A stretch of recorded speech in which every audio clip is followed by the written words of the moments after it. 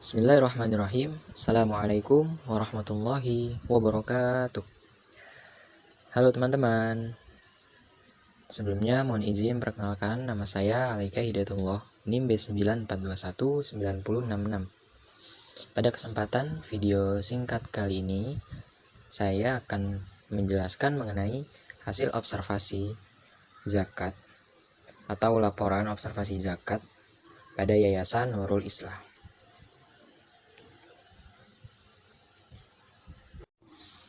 Baik, sebelum kita masuk ke materi hasil observasi, alangkah baiknya kita refleksi dulu mengenai pendahuluan tentang zakat. Apa sih zakat itu? Jadi, zakat di sini adalah harta yang dimiliki oleh orang muslim yang apabila sudah mencapai nisab atau nasabnya, maka diwajibkan untuk dikeluarkan zakatnya dan diberikan kepada mustahik sesuai dengan perintah Allah Subhanahu wa taala. Hal ini dijelaskan dalam Al-Quran bahwa dalam harta orang kaya itu terdapat bagian atau hak yang merupakan hak-haknya para orang miskin.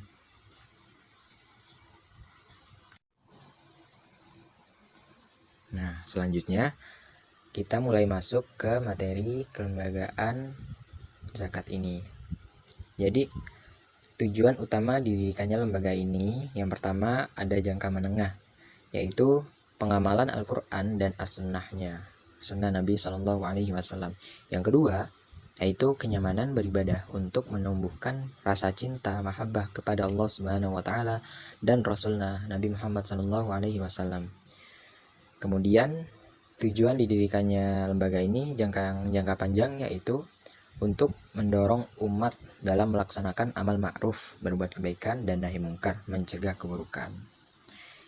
Itu merupakan tujuan dari didirikannya lembaga ini.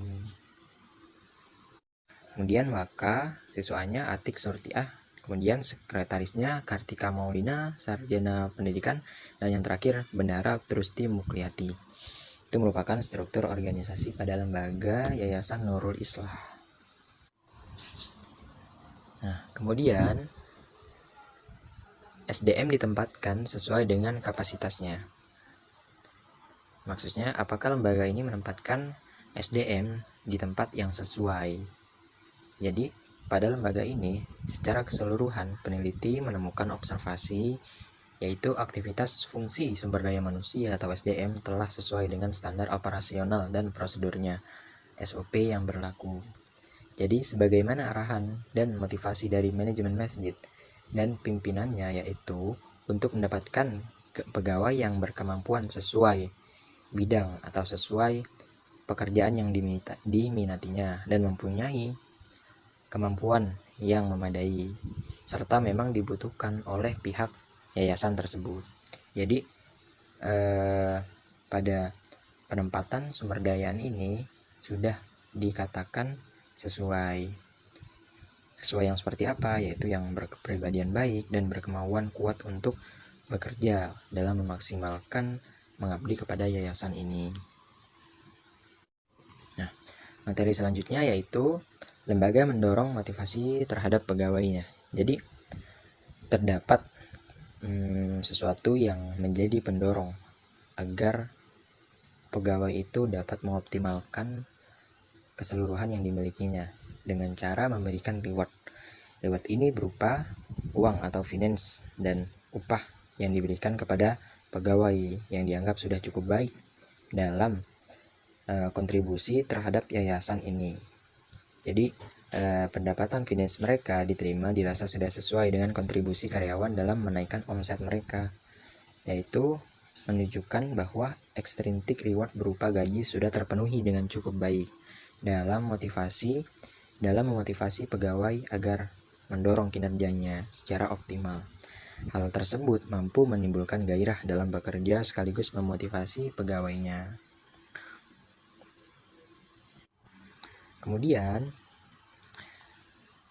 sesuatu yang diberikan positif sebaiknya digandingkan dengan sesuatu yang jika melanggar itu akan terkena negatif atau punishment, agar sesuatu tersebut menjadi seimbang. Punishment yang dilakukan oleh yayasan ini, yang pertama, diberikan sanksi yang paling ringan adalah berupa teguran teguran mengapa mereka melakukan hal yang tidak baik atau tidak sesuai. Jadi teguran langsung diberikan oleh pegawai yang terjadi apabila melanggar sesuatu. Kemudian yang kedua, dapat pula dilakukan hukuman pemotongan finance, pemotongan gaji bagi pegawai yang melakukan pelanggaran kategori sedang.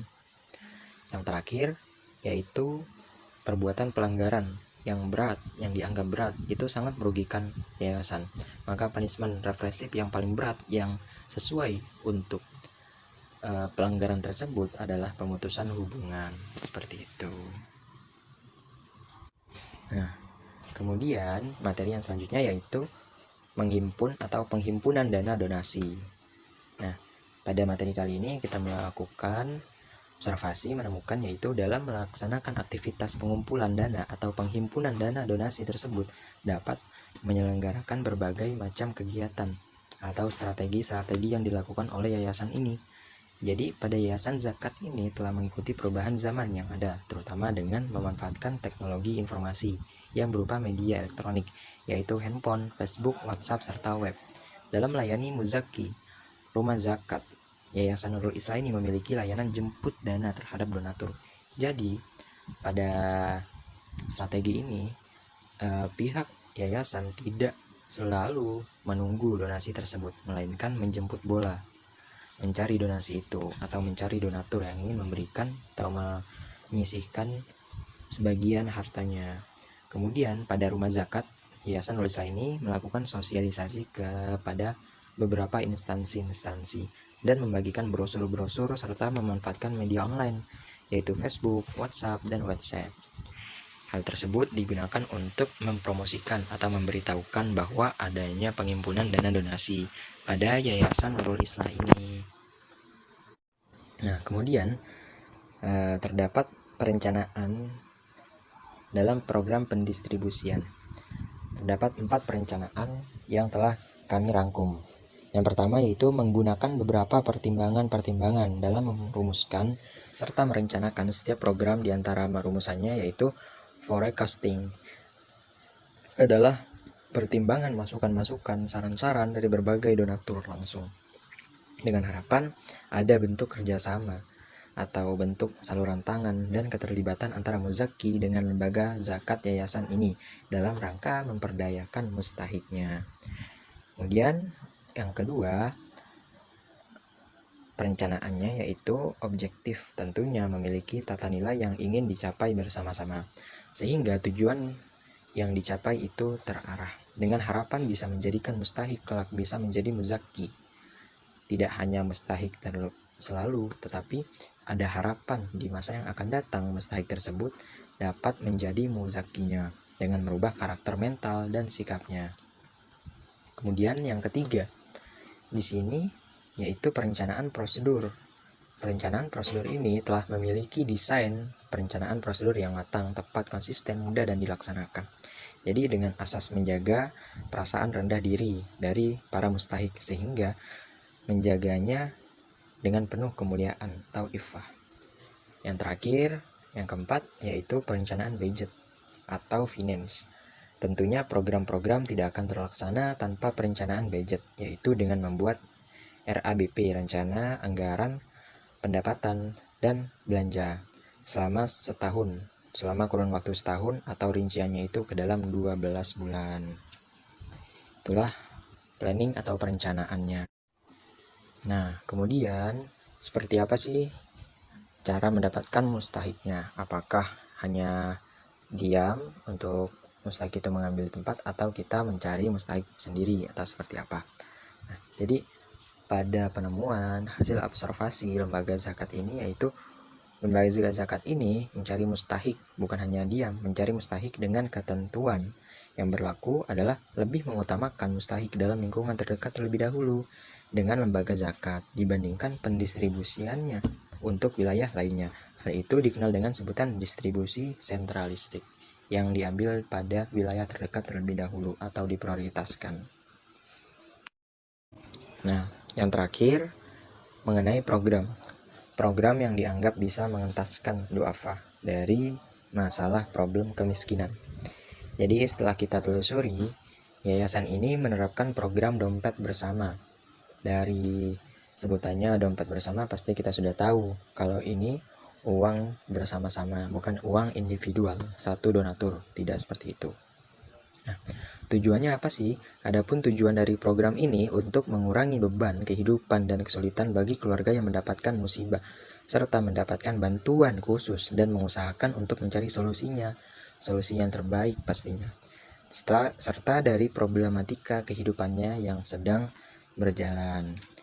Itulah salah satu program yang dianggap bisa mengentaskan kaum duafa dari masalah kemiskinannya. Baik, mungkin cukup sekian pemaparan yang dapat saya sampaikan.